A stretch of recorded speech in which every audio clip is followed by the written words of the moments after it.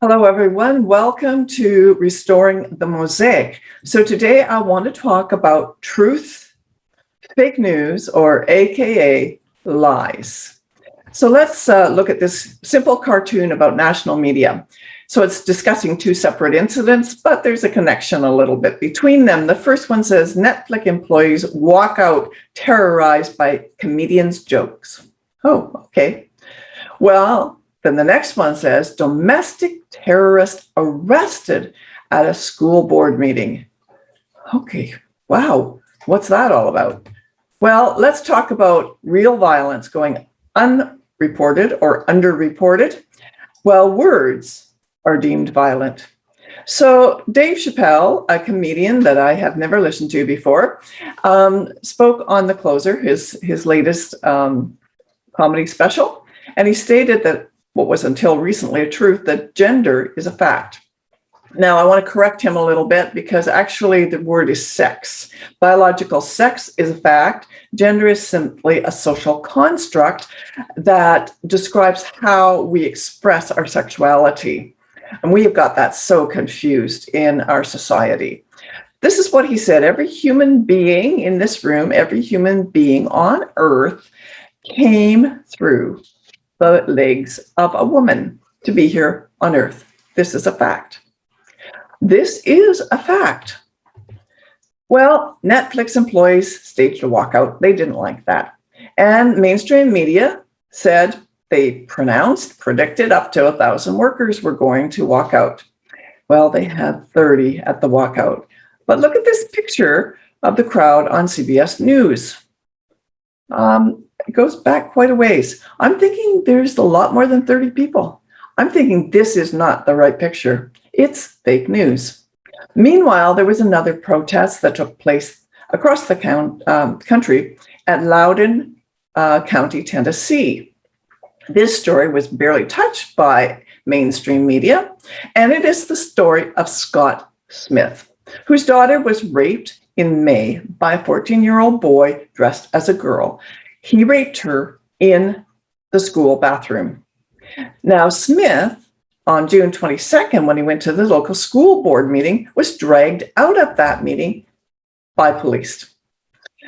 He had a rainbow activist sitting behind him at the meeting who allegedly threatened his livelihood and told him point blankly that his daughter's rape had never happened, as if she would know.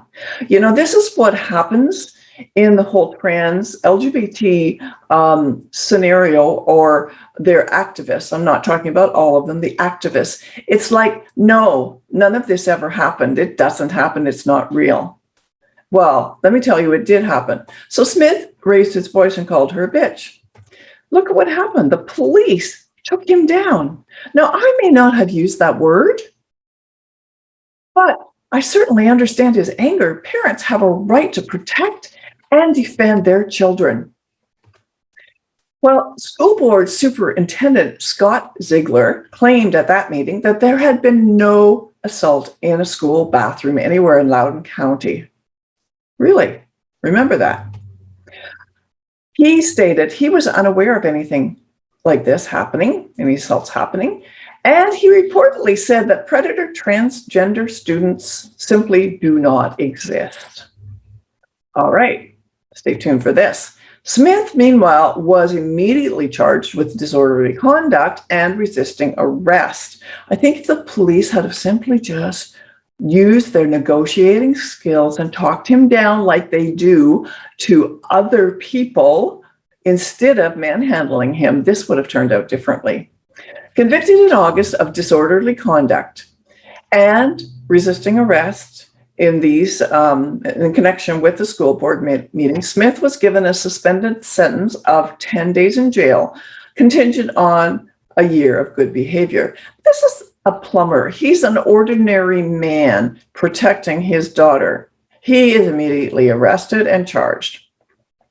Well, the National School Board Association equated Smith's behavior with domestic terrorism, and the Attorney General Merrick Garland promised to deploy FBI agents against such parents. That means you and I, if we have a problem, if something happens in our schools with our children and we complain, especially if it's sexual and it includes any member of the LGBT community, then the FBI are going to be alerted and we can't protest. This incident was used to suggest that parents like Smith pose a widespread and immediate threat to America's public school system. And the Attorney General announced that the FBI would go after parent protesters. Isn't that incredible? Let's be clear, the rape of Smith's daughter actually did occur on May 28th. It took 5 weeks to arrest the 14-year-old boy. He was charged in juvenile court with 2 counts of sodomy, forcible sodomy. It took 5 weeks to arrest him.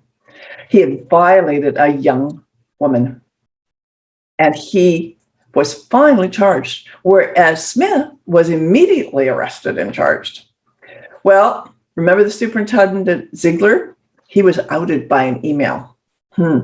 Lies, lies, and more lies. So Washington Top News reported on October 21st, the superintendent told the school board about the incident the day it occurred. Here's his email. The purpose of this email is to provide you with information regarding an incident that occurred at Stonebridge High School. This afternoon, a female student alleged that a male student sexually assaulted her in the restroom. Loudoun County Sheriff's Office is investigating. The whole board knew of it. The whole board knew of it. And they were silent. So while Netflix was arranging a mini protest of 30 people, seems really people weren't that interested in Dave Chappelle's truism.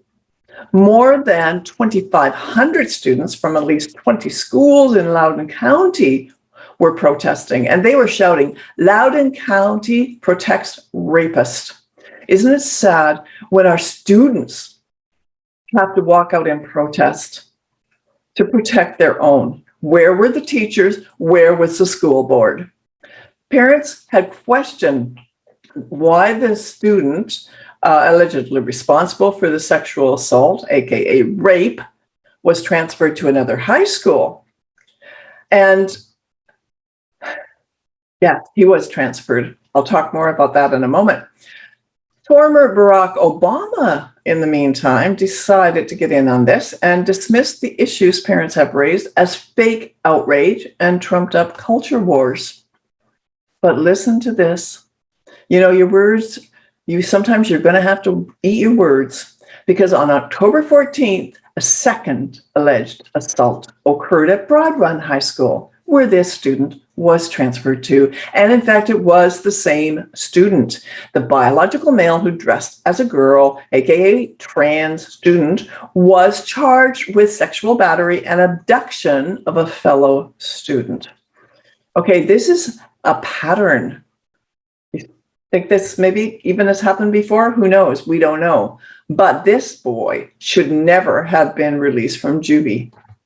So the board of directors then of the National School Board Association, they released a general apology, to which Smith said, "I am the father who cares deeply for his daughter, who would go to the ends of the earth to protect her and other students who attend public school in Loudoun County from suffering what she suffered due to the misguided social policies adopted by the school board. I'm not a domestic terrorist." Of course he isn't. Well, there is some good news. Nearly 20 state school board associations across the US broke ties with or distanced themselves from the National School Board Associations after President Biden was asked to target parent protests at school boards with federal domestic terrorism investigations. Oh my goodness. Wow.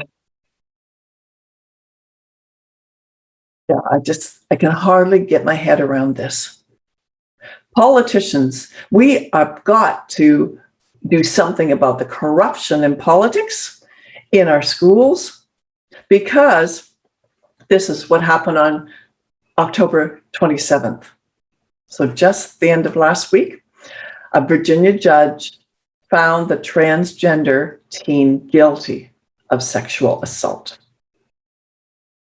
So what's really happening? Well, there is an agenda. There is a sexual agenda attacking our children from the very earliest ages. It is changing their brains. It is sexualizing them. And we are seeing the fallout of that. This is just the beginning. So parents, unite. I wrote a book in 2016, published 2017, called Closing the Floodgates, Setting the Record Straight on Gender and Sexuality.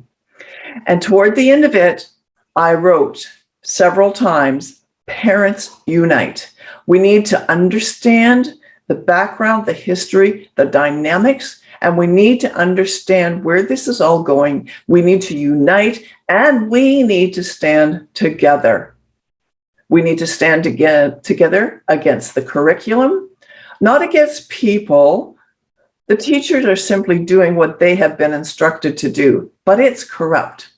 The school boards, the associations, and political powers. We need to unite. I hope you'll consider uniting. Thanks for watching today.